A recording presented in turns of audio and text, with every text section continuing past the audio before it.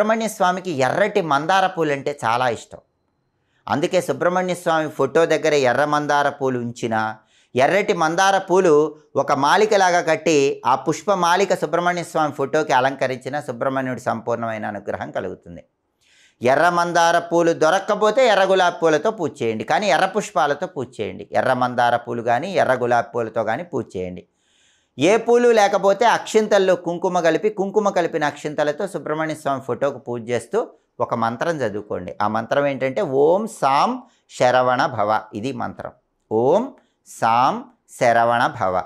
ఈ మంత్రం 21 సార్లు చదువుకొని హారతి ఇచ్చి సుబ్రహ్మణ్య స్వామికి వడపప్పు పానక నైవేద్యం పెట్టండి.